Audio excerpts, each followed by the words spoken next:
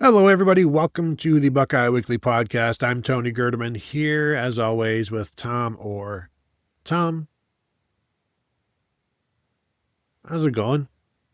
Tony, it just as you were talking occurred to me that I could really mess you up by doing all of the end of show stuff now. So that then when you're just sort of on autopilot trying to wrap up the show, you'll be like, well, make sure you leave us a 5-star rating. Oh, son of a gun. Tom already did that. So make sure if you're listening on your podcast platform of choice, leave us a 5-star rating and review. Really appreciate that. If you're watching us on YouTube, make sure you're subscribed to the channel, hit the thumbs up, leave us a comment. If you have questions, we'd be happy to answer those. And of course, if you'd like to talk to us in in a more back and forth kind of manner than just with a YouTube comment, you can do that at BuckeyeHuddle.com. We have a huddle board presented by Jeff Ruby's Columbus there. Love talking to our members about all sorts of stuff, whether football or weather or football. I mean, anything you want to talk about, we do that there. So, all right. So with that out of the way, Tony, let's get on with the show. Well, I will also say we're also talking about the Masters of the Universe movie trailer, We which are. Tom is like, where's my Orko? Where's my Orko? But we don't have time for that, Tom. Where is Anyway, Orko, Tony? How did they leave? How could they miss a key player, key person from the show like that? well, I mean, he wasn't in the original movie because they couldn't figure out how to do the floating. Clearly, the CGI at that time wasn't great. Don't worry, he's going to be in this one. Maybe you save that for the second trailer where it's like, oh, there he is. You don't want to give everything away in that first trailer. Tom, you got to keep people guessing or else they're never going to come see your movie about toys from 40 years ago. Tom, please, don't you understand anything about Hollywood and toys? You clearly don't. Anyway,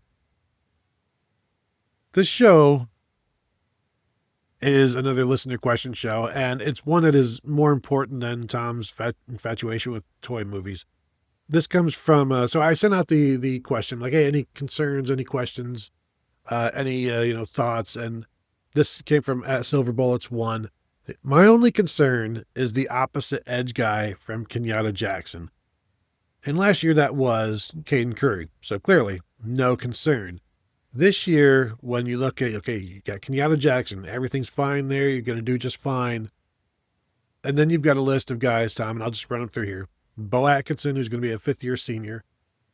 Zion Grady, who's going to be a sophomore. Epi Satanale, who's going to be a redshirt freshman. Quay Rusaw, who I believe will be a redshirt junior. And that we're just projecting him there at that edge spot. Kari Wilder, true freshman. Dre Quinn, true freshman. Those are the guys that are going to be competing to be that starting guy. And yet my first thought here, Tom, in all of this is we saw Kenyatta Jackson for the most part in the penny front, which is, the five guys. And you got basically Caden Curry would be like the weak end in that penny front, and Kenyatta Jackson would be the strong side end. And then Arvell Reese would be on the other side of him as that Sam linebacker. I'm wondering the first move this year is if Kenyatta Jackson isn't moved to the weak side so that he doesn't have to deal with the strong side of that offensive line. Yeah, that's a really interesting question because if they feel like they have someone who can hold up on that strong side, then yeah, that potentially frees Kenyatta Jackson to be a little bit more of a playmaker. Because you saw, I mean, a huge jump in numbers from Caden Curry from the 2024 season to 2025. And obviously a lot of that had to do with just snaps because JT Tuimoloau and Jack Sawyer were gone. But also my expectation for Caden Curry going into that season was, he's going to have exactly 5.5 sacks. And then he ended up with basically like twice that. I mean, he was one of the most pleasant surprises, I think, on that 2025 Ohio State team. And, Kenyatta Jackson certainly could be that guy this upcoming season. It's so interesting because there's so many different ways they could do this. Yes, they could move him over there. Also, if you have Quay Rusaw next to Kenyatta Jackson, and Quay Rusaw is playing that Sam kind of role, that Arvell Reese kind of role, what does that do in terms of freeing Kenyatta Jackson up or just giving you some different looks? And so, yeah, that's certainly an interesting way to start the conversation because it really, you sort of are going in based on the question, assuming, well, you obviously know what you got with him, and then who else? But it feels like, yeah, you could sort of subvert the expectations and do something completely different. And then the question is, okay, he's on the other side now. Who do you have at the position other than across from Kenyatta Jackson? Because I feel like Bo Atkinson, as not necessarily as effective at getting to the quarterback, maybe just allow him to stick over on the strong side and deal with that entire mess over there. But Kenyatta Jackson is also really good on the strong side in terms of getting after the quarterback, but also run stop and that sort of thing. So he was like a complete defender. So you have to replace that with that. I do think it's interesting that the expectations for Caden Curry last year, the video game had Bo Atkinson starting alongside Kenyatta Jackson. Caden Curry was a backup, and he's an afterthought.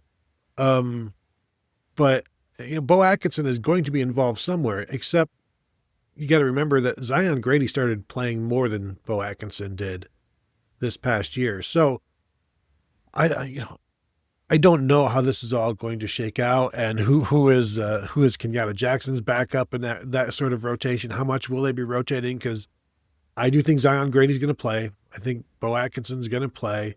Quay Rusaw's going to play, but probably as that Sam.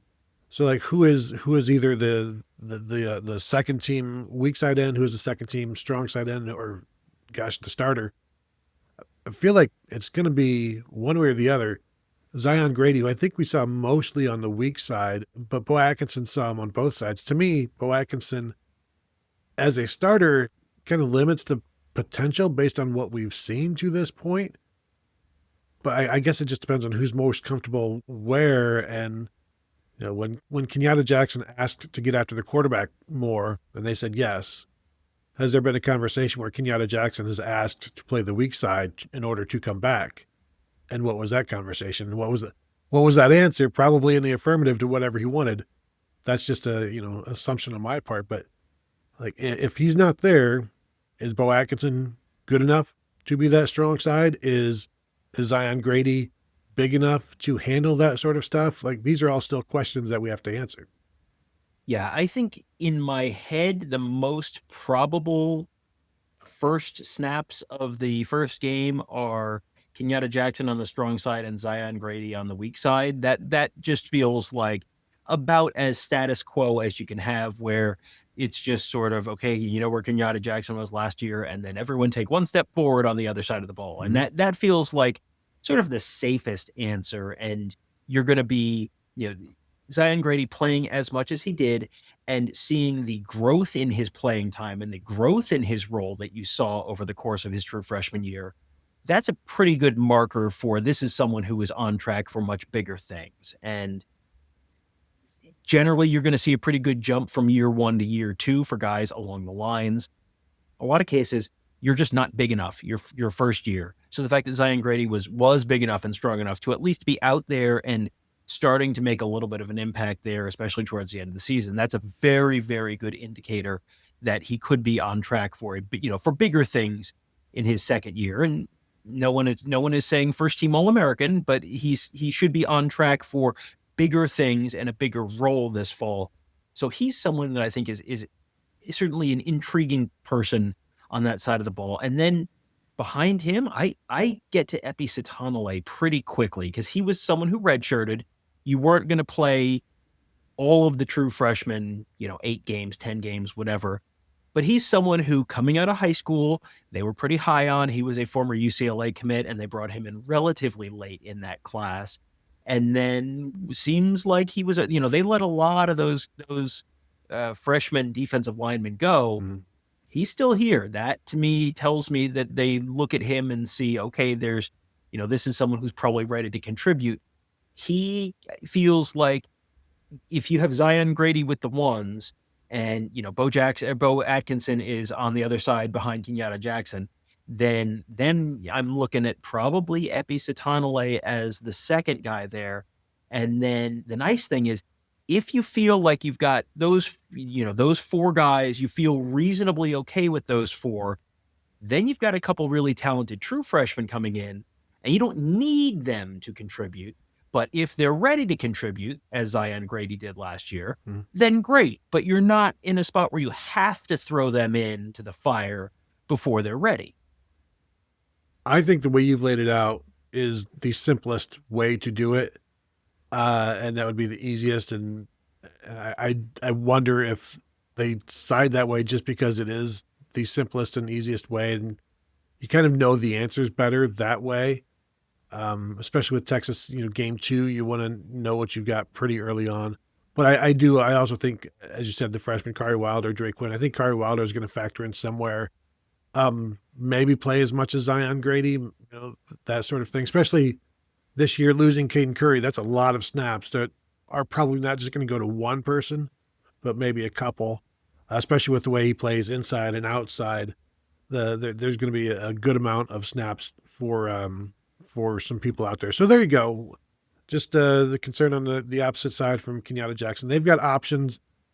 They're just at this point young and unproven. But talking with Larry Johnson, he loves the mental acuity and the way that Zion Grady picks up the defense and understands it. And Epistanale has put on 35 pounds from when he arrived. He's bigger. He's more capable of handling everything at this point, and he's looking forward to his redshirt freshman season. So it's not the deepest group, but how many guys, only a certain number of guys can play anyway. You just have to hit on basically all 5 or 6 of these guys.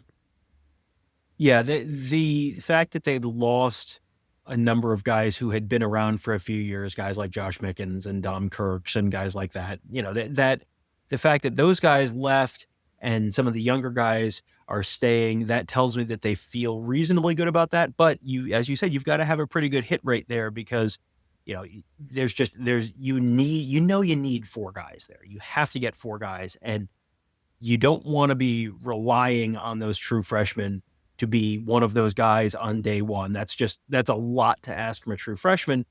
And so you really need a pretty high hit rate to keep those guys sort of safely in the 5 and 6 sort of spots and not have to ask too much from them too early. But injuries happen. You never know. It's just I think the top of the depth chart they're feeling okay about, and it's just okay. How far do you get before it becomes a little bit of a concern? And I do think we're going to see. I would not be surprised at all if we saw a whole bunch of different combinations of stuff as we are sort of watching things throughout the spring, as they're probably trying to sort through some of this stuff and just sort of figure out, okay, what are, they always talk about their best 5 on the offensive line or their best 11 on defense. I think there are definitely different potential solutions there, and could kicking Quay Russaw inside and making him more of a, regular defensive end rather than a Sam linebacker, could that be one of the solutions? Or do you go to more of an odd front? I mean, then you have one of your defensive tackles maybe play. I mean, there's a million different possible answers here, and I think there's going to be a lot of sorting through stuff in the next 3 months or so. Yeah, like having Edric Houston drop weight and be a strong side, or end or whatever. But then you've also lost so many defensive tackles that you probably can't do that at this point. It'll be interesting to see. It'll be fun to watch the Ball State game and the defensive approach from Ohio State, and you'll talk to Ross about it, and it's going to be like, nothing you see here in this game is going to be what you see the following week against Texas. So don't even engage with the content, Tom. I'm just telling you. So no, of course, always engage with the content. In fact, engage with this one. Hit the thumbs up if you're watching on YouTube. We'd appreciate that. And Tom already said all of those things at the start of the show. Too late, Gerdeman.